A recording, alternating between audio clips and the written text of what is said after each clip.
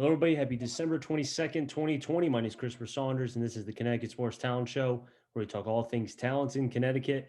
And on today's show, I have a special guest from Fox61 News, the guy himself, Tony Terzi. Tony, it's a pleasure to be able to have you on. Merry Christmas to you, Christopher. It's great to be here, and I really appreciate the invite. It's great. I appreciate it. Merry Christmas to you as well and to your family. And hopefully everyone's doing okay.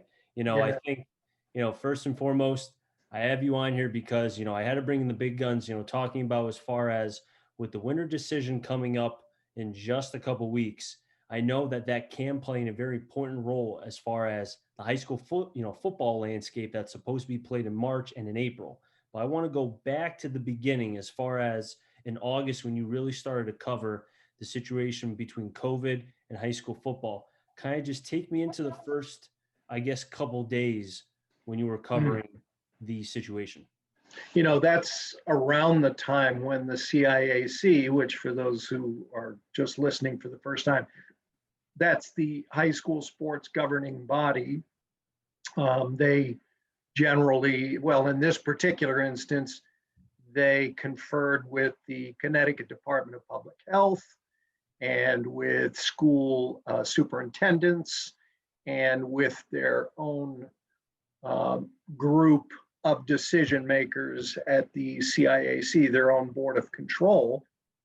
And they tried to put together, based on what guidelines were out there from the CDC and other trusted health sources, put together a plan to play football. Now, in hindsight, everybody says, well, if we just started practice August 1st and started the season right at the end of August, you could have had a 6-game season done by mid-October, and away we go, and they wouldn't have had to have worried about it. But way back early on, they were not talking about possibly not having tackle football.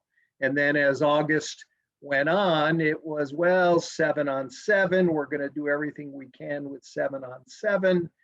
And, from coaches and other people in our business just talking, everybody knew the handwriting was on the wall, because at the end of August, beginning of September, you started to see the COVID numbers tick up a little bit. October 1st, which was going to be the start of the season, that after 3 or 4 different machinations of the CIAC plan, there was going to be, the season started right around the 1st of October, and that's when the cases started to tick up, the hospitalizations. October 1st, hospitalizations went from around 110 statewide to where they are now, which is just shy of 1,200, but they skyrocketed pretty good for about a 6-week period, which would have been the time when CIAC football was played. And as we know, they started out with the 7-on-7, essentially 2-hand touch with the flags, or no flags. And, a lot of people, a lot of players and coaches weren't into it. But in fact, some schools chose not to play 7-on-7. But then other schools, as you know, Christopher, they opted for the independent leagues. Mm-hmm. And I think, kind of looking at it as far as, the fact of, I want to go back to August real quick, because I think, when you look at the CIAC, and I've had Glenn on before, it was great to be able to have him on. And I felt like he was getting so much blame. I mean, I've seen what people posted and still post. And he has kids of his own. He does not want to ruin kids' dreams. I think, of course, I've said this on multiple episodes too. He's the face, so he's going to get the brunt of the blame, but there's other people around as well. And I think a lot of people, and correct me if I'm wrong, but I think more people are angry because they just kept kicking the can down the road instead of just making a decision sooner, because we knew that COVID was not going away. The CDC was not going to budge from not playing 11-on-11. And I commend the CIAC for wanting and keep trying, but at some point it's like beating a dead horse. So I felt like if they made the decision sooner, maybe they could have salvaged something of when the cases were low and maybe had a more productive month and a half than rather trying to scramble everything into what was less than a month. Glenn was in a tough spot. Glenn Lungarini is who Christopher is speaking about. He's the executive director for the CIAC, super nice guy. And as you said, he was in a very, very difficult spot because they were not only looking at the board of control that they have, but the board of control and Glenn were looking at the Connecticut Department of Public Health, and Connecticut Department of Public Health was getting their guidelines and their recommendations, not just from the CDC, but from a national body, which was recommending 7-on-7. And they were just going to stick with that when high school coaches and players, I did numerous stories for Fox61 where they're saying, look, we will wear face masks. We will go out and buy shields that shut a helmet manufacturer and maybe another helmet manufacturer, Rydell, have made to clip onto the face masks to eliminate some of the spewing that naturally comes out of your mouth when you're grunting and groaning and fully exerting yourselves. They would have had the plastic shield, they would have had the face mask. And as far as I know, I don't think Glenn ever got a response from the Connecticut Department of Public Health on that. It was just, it was not safe. And the coaches are saying, well, wait a minute, soccer players bang into each other, field hockey players bang into each other, not with such frequency and force, but they do. And, you know, they're obviously baseball and softball, they're not sports that generally speaking are played, but there's more of social distancing and not having to worry about them. But certainly in the fall, you know, the field hockey and the soccers, you know, you're going to say they're sort of moderate risk, but football is high risk when football was willing to take these measures to make it safer. Let's look at college football, Christopher. Let's look at the NFL. Yes, there have been COVID cases, but and games have been canceled.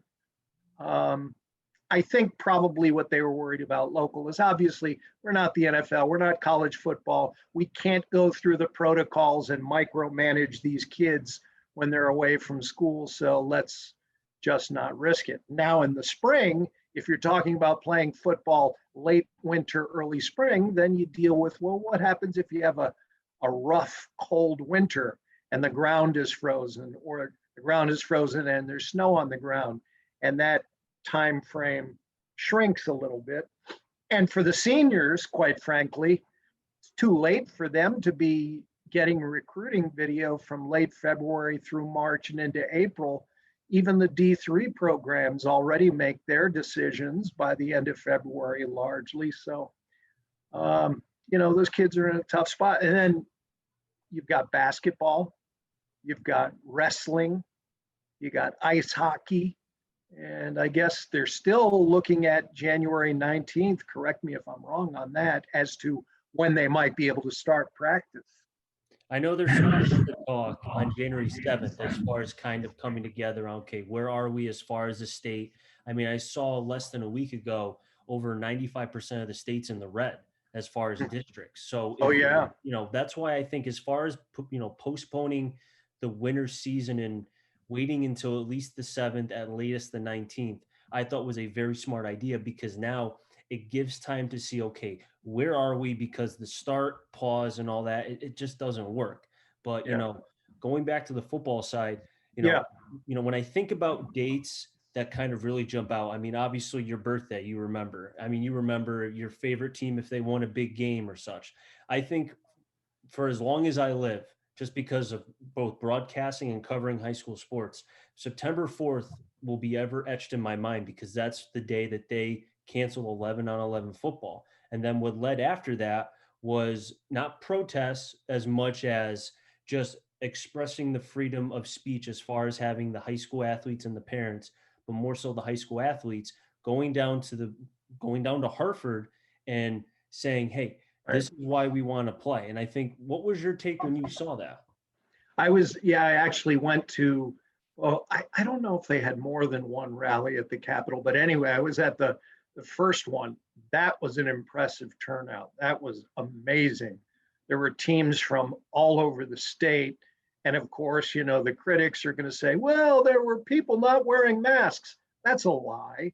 There were probably 10 people that were not wearing masks in that crowd of well over 1,000 players, coaches, parents, and siblings. And the kids spoke passionately on their behalf on the north steps of the Capitol, and it was really, really nice to see. But you knew that the Department of Public Health wasn't going to change their stance. And see, the tough spot for Glenn is if the Department of Public Health is recommending something, well, then the superintendents are going to go along with that.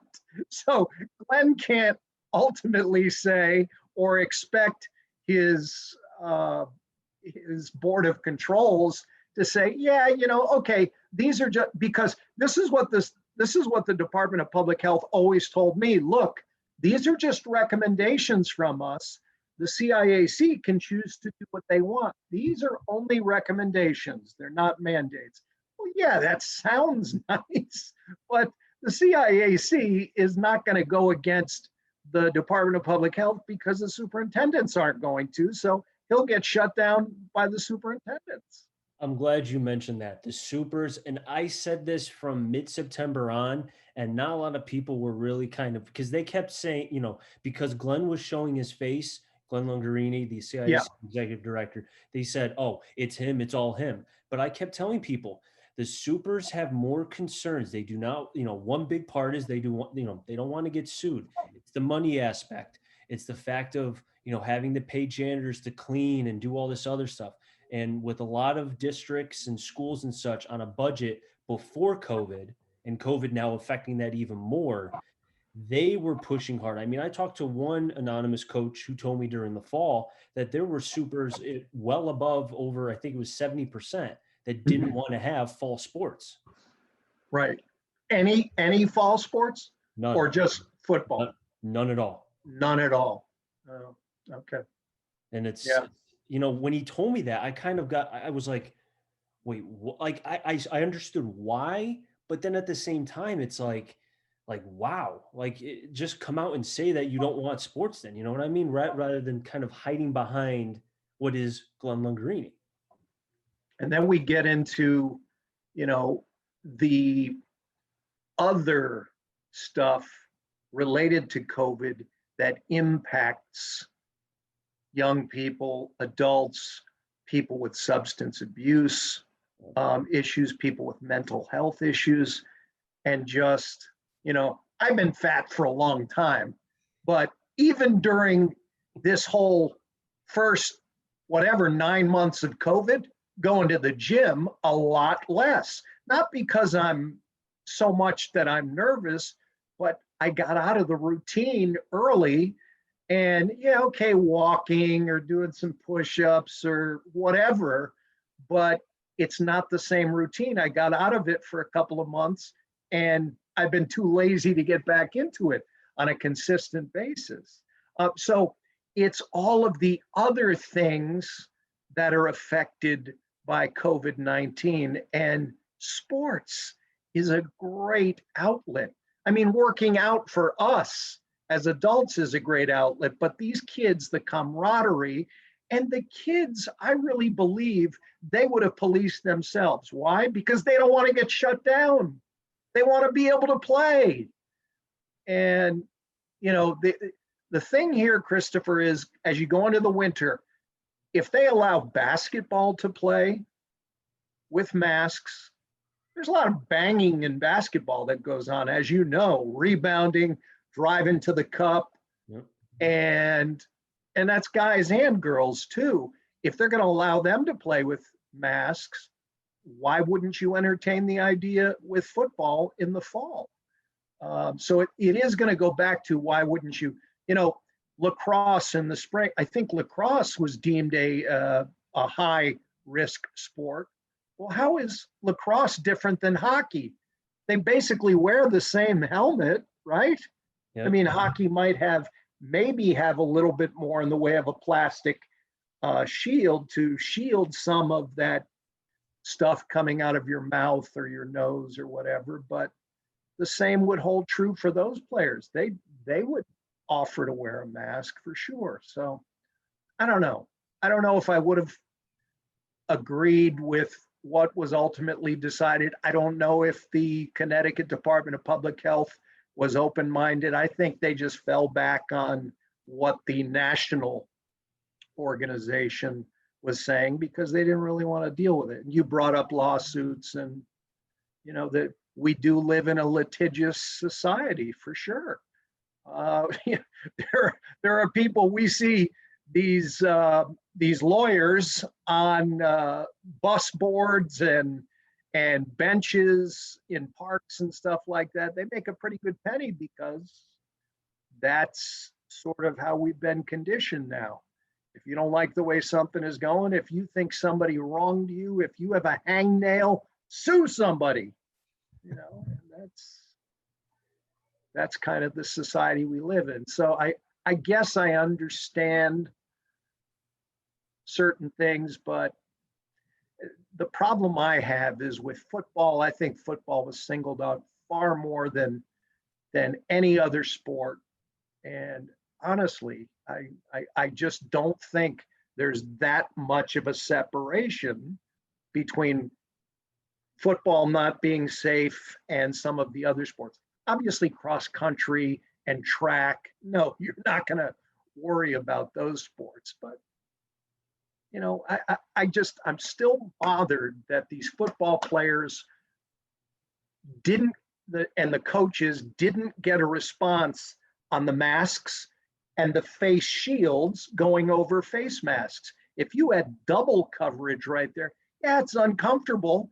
But the kids, I did a story with the Cheshire High School football team, Nick DiMizio and Coach Drust, and they said, I was live there one night doing a 5 p.m. live shot.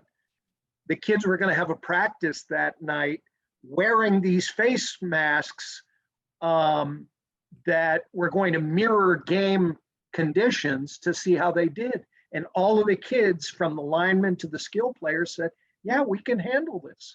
But I honestly don't feel like, Christopher, that it was ever truly listened to. And that's the disturbing part is because I can't tell you how much I spent trying to find a similarity. I went back 10, 15, 20 years when the CDC, away from the COVID situation, just normal, different quotes, different articles they wrote, just to see if there was some similarity as far as between what they wrote and football or something. I couldn't find anything. And I don't know if we're ever going to get an answer. I know a lot of people have reached out, to the CDC, to people amongst Governor Lamont, who's, if people don't know, he's the governor of Connecticut. Yep. Trying to figure out why is football deemed high risk, but soccer and others are medium to lower. I mean, why? But CDC never could give an answer. And it just seemed like you alluded to and mentioned many times, it seemed like they were just picking on football. And I think that's probably the more aggravating part too. No, it's true. I have two sons who play college football at the D3 level. Their season was canceled. They knew it. They expected it. They both had some sort of fall conditioning and team drills that they could do in their, mini cohorts. But as soon as on campus, as soon as, somebody sneezed, they shut everything down, it seemed. And I get it. They have to do that. But the good thing, they play in the NESCAC. The good thing for those kids is that if they wanted to, they could choose to have an extra year. They could choose to take a gap semester. Our oldest son took this fall semester off because he wants an extra year of eligibility. He would have only had next year had he not taken the gap semester at Colby College in Maine. But he's now going to have 2 years of eligibility, which he's thrilled about. The other one who plays at Trinity, I don't think he's going to take any gap time because he still has 3 years of eligibility. So It's a trickle up, trickle down effect. But yeah, football really, and I've heard stories about the current commissioner or acting commissioner for the Department of Public Health, various things about how she's not a football fan, but I've never been able to corroborate that. So, it's not even worth trying to get into any of that stuff. Now, I'm going to be interested in see, never mind the winter sports. I'm going to be interested to see, Christopher, is our state going to have enough confidence to let our spring sport kids go out and play? Where I live in Wallingford, Lyman Hall and Sheehan, they have the Thanksgiving, they have this powder puff game that they play the day before Thanksgiving, and it draws 4,000 or 5,000 fans. The girls basically playing flag football. The whole town comes out for it, and they canceled the game, but it's such a fan favorite, and the senior girls love it so much, they're planning to play it in June. I'm wondering if even by then we're going to be okay. I sure hope so. And, then there's the question of the COVID vaccines themselves. I did a story for Fox61 last week where I asked one of the doctors from Yale New Haven Hospital and Yale Medicine, I said, what do we know about these vaccines? How long we're going to be protected? And they said the answer is we don't know. We don't know if it's going to be a couple of months, a few months. They said the only data they have to go on right now is that these vaccines during the trials, because Yale worked with Pfizer on the efficacy and such, and during the trials, and they said the only thing we know is when people who were part of the trials came back 2 months after they were done with their series of shots. At 2 months, their antibodies were very strong, which is very good. But how long beyond 2 months does it go? Nobody knows. So they're going to have to, it's going to be probably months or maybe even a year or more until we know how long these shots, these vaccines are going to be good for. I'll even throw out another question too, which I brought up, back in March, because when there was talks about the beginning process of the vaccine, obviously everybody was home. I was just starting to spitball this podcast and just trying to get it going. But I remember, and this is another thing that I won't forget. I had a conversation with my girlfriend and I said, hey, when this vaccine does come, and hopefully it works at some point, I was assuming it would be more than a year. I'm shocked that we're even at this point. But I said, another big topic and discussion and probably a big debate is going to be, okay, what happens if you have, and I'll stay with the sports aspect because that's why we're here. What happens if you have a football player or just a sports athlete who does not get vaccinated for various reasons, religion, doesn't want to, you name it? Are we going to exclude and say you can't play until you get vaccinated? Or is it going to be a situation where it's like, I know she teaches at Chase and Waterbury where I think, what was it? She teaches the kindergarten level, and they have to have the flu shot before coming. Right. So I wonder if that's going to be the same situation where this will be kind of like the flu shot where you have to get it. I don't think it's out of the question because it's going to be an evolving situation. And, now we hear about this new strain of the coronavirus over in England, and there are doctors saying, well, no, this vaccine will be fine. If you've got this vaccine, it'll protect you. Well, how do you know it's going to protect us against that? I mean, there's so much. We've got a bunch of really smart people in this world, but we really don't know how we're going to be impacted. And for now, they're telling us you get the vaccine, still wear the mask. People think, oh, great, I got the series of 2 shots, I'm good to go. They're telling you wear the mask and do all the social distancing and washing your hands because we don't know.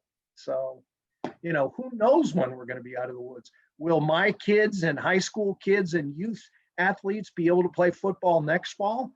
Gosh, I sure hope so, but we don't know. And I think that really it drains people just It's to unsettling. think about it, you know? It's unsettling in so many ways. I mean, up until today, when I saw the news, because I went to the gym, early this morning, and I saw that Yep. news about UK and the new strain. And before I Right. saw that, I was thinking, wow, things are moving along. The vaccine is going, maybe the fall, there's a pretty good chance. And then I see Yeah. that, and I'm like, I can't go, as soon as I start to think it, positively, it's like, oh, well, that brings me back down again.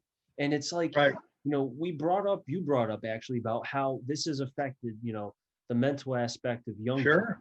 people, elderly people I saw are dying much quicker because of the isolation. And I think Exactly. this is going to be, you know, as it was during the beginning of the pandemic. I think it's so important that we try to be, this, again, staying to the sports aspect.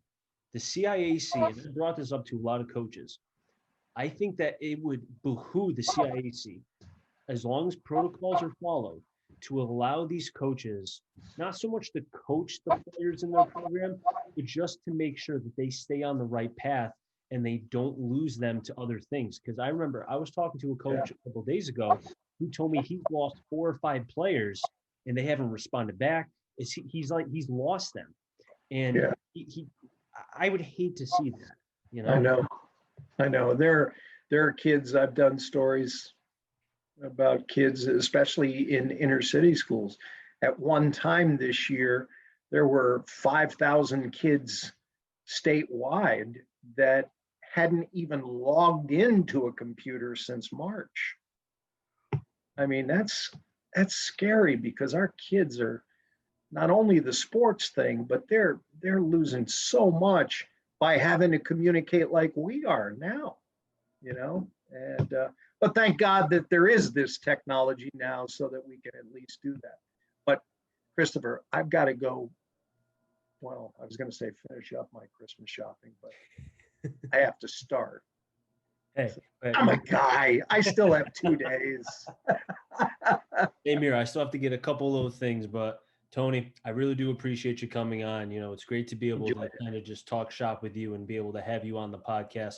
Hopefully, Thanks, I can man. get you on again in the near future. Yeah, that'd be fun. Merry Christmas, happy New Year, happy Kwanzaa, whatever it is you celebrate, happy Hanukkah.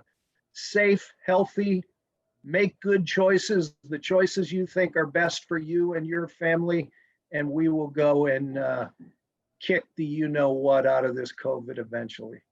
And I wish the same thing for your family as well. That'll wrap things up here in the Connecticut Sports Talent Show. So until next time, stay safe. Remember, CT stands for Connecticut Talent, and I'm on a journey to find them all. Have a good one, everybody, and be well.